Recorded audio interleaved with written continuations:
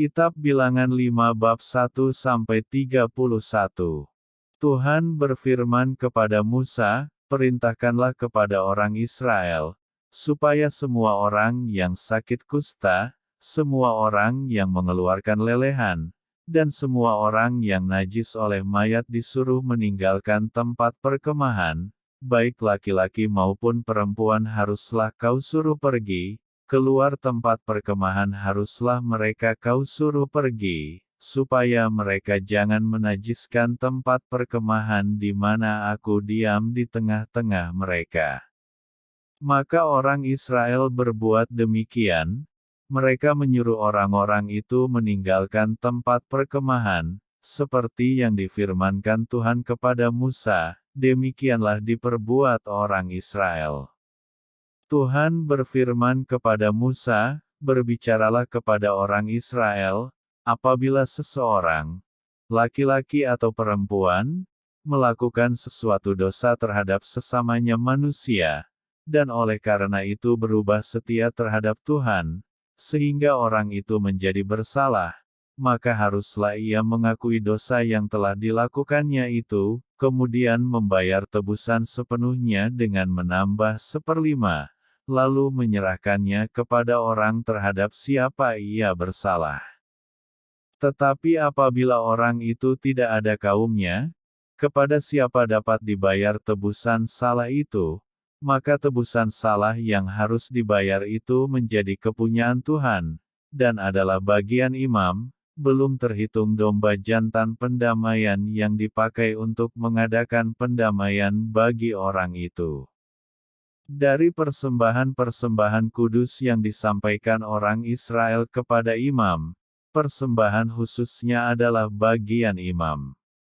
Sedang persembahan-persembahan kudus yang dibawa oleh seseorang adalah bagian orang itu sendiri, hanya apa yang diserahkannya kepada seorang imam adalah bagian imam itu.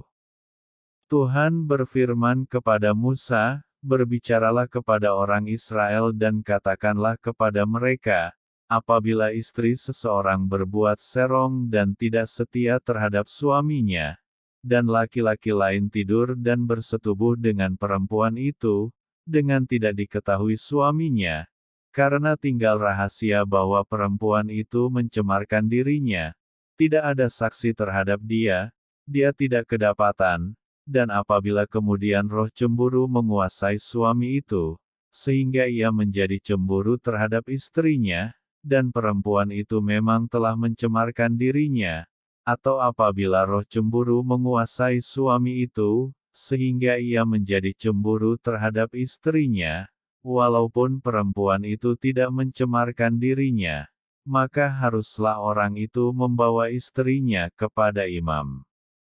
Dan orang itu harus membawa persembahan karena perempuan itu sebanyak 1/10 eva tepung jelai, yang ke atasnya tidak dituangkannya minyak dan yang tidak dibubuhinya kemenyan, karena korban itu ialah korban sajian cemburuan, suatu korban peringatan yang mengingatkan kepada kedurjanaan. Maka haruslah imam menyuruh perempuan itu mendekat dan menghadapkannya kepada Tuhan. Lalu imam harus membawa air kudus dalam suatu tempayan tanah,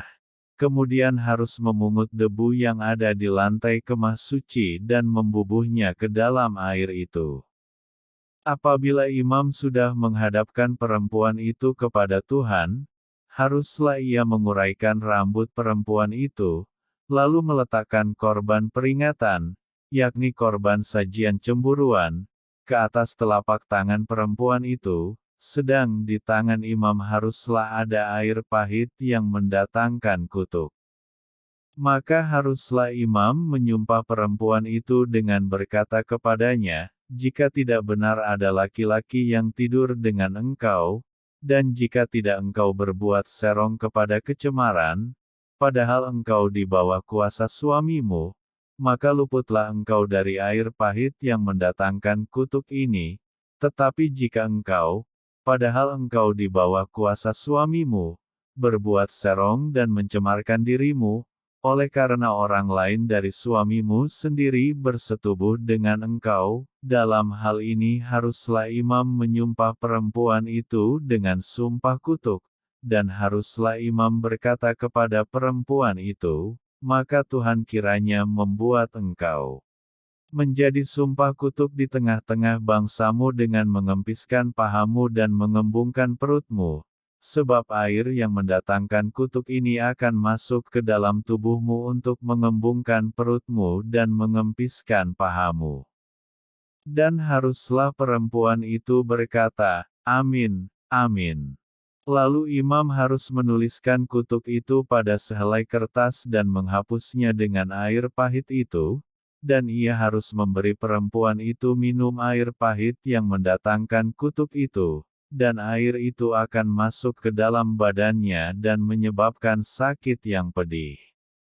Maka haruslah imam mengambil korban sajian cemburuan dari tangan perempuan itu lalu mengunjukkannya ke hadapan Tuhan, dan membawanya ke mezbah. Sesudah itu haruslah imam mengambil segenggam dari korban sajian itu sebagai bagian ingat-ingatannya dan membakarnya di atas mezbah, kemudian memberi perempuan itu minum air itu. Setelah terjadi demikian, apabila perempuan itu memang mencemarkan dirinya dan berubah setia terhadap suaminya, air yang mendatangkan sumpah serapah itu akan masuk ke badannya dan menyebabkan sakit yang pedih, sehingga perutnya mengembung dan pahanya mengempis, dan perempuan itu akan menjadi sumpah kutuk di antara bangsanya. Tetapi apabila perempuan itu tidak mencemarkan dirinya, melainkan ia suci, maka ia akan bebas dan akan dapat beranak. Itulah hukum tentang perkara cemburuan. Kalau seorang perempuan telah berbuat serong dan mencemarkan dirinya, padahal ia di bawah kuasa suaminya, atau kalau roh cemburu menguasai seorang laki-laki, sehingga ia cemburu terhadap istrinya, ia harus menghadapkan perempuan itu kepada Tuhan dan imam haruslah melaksanakan seluruh